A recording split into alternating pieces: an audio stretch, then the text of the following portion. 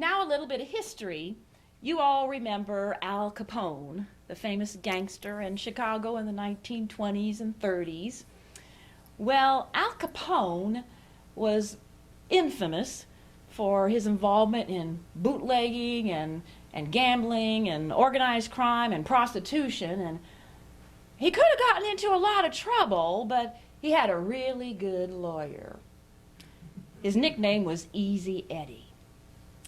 Now, Easy Eddy's skill at legal maneuvering kept Big Al out of jail for a long time. And to show his appreciation, Capone paid Eddy very well. Not only was the money big, but also Eddy got special dividends. He and his family lived in this big mansion. It was so big it filled an entire Chicago city block. Eddy lived the high life of the Chicago mob, and he gave little consideration to all the terrible atrocities going on around him. But he did have one soft spot. He had a son whom he loved very much. Eddy saw to it that his son had everything: clothes, cars, a good education. Nothing was withheld. Price was no object. And despite his involvement with organized crime, he even wanted to teach his son right from wrong.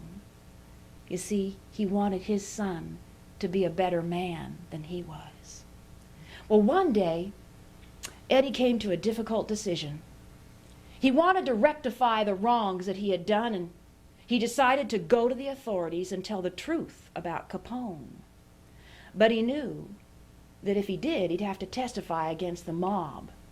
And he also knew the cost would be great.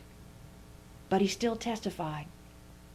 Within that year, Eddy's life ended in a blaze of gunfire on a lonely Chicago street.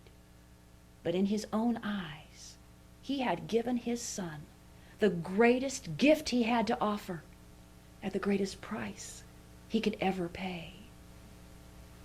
And the story continues in U.S. history into World War II. I have another little story. This is about a hero named Butch O'Hare. Now, Butch was a fighter pilot assigned to the aircraft carrier Lexington, stationed in the South Pacific during World War II. Now, one day, his entire squadron was sent out on a mission. And after he got airborne, he looked at his fuel gauge, and he realized that someone had forgotten to top off his fuel tank. And he knew he wouldn't have enough fuel to complete that mission and get all the way back to the ship. Now, his flight leader told him to return to the carrier. Reluctantly, he dropped out of formation and headed back to that fleet. On his way back to that mother ship, he saw something that turned his blood cold.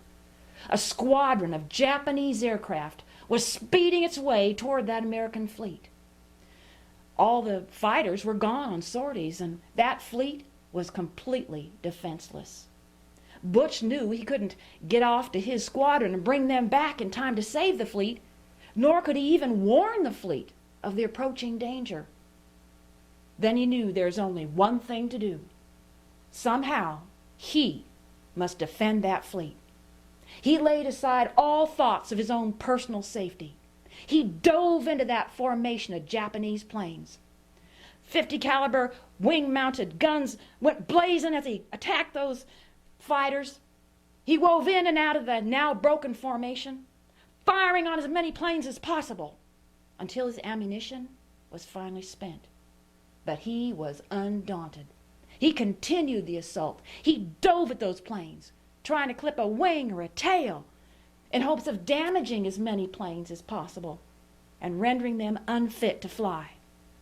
Finally, that exasperated Japanese squadron took off in a different direction.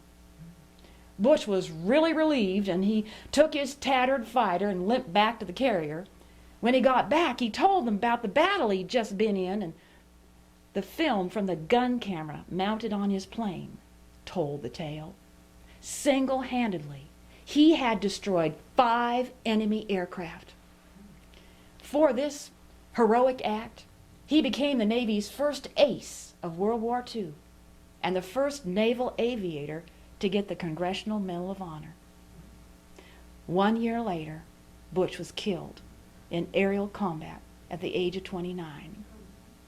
But his hometown would not allow the memory of this hero to fade. And today, O'Hare Airport in Chicago is named in tribute to the courage of this great man. And what do these two stories from history have to do with each other? Butch O'Hare was Easy Eddy's son.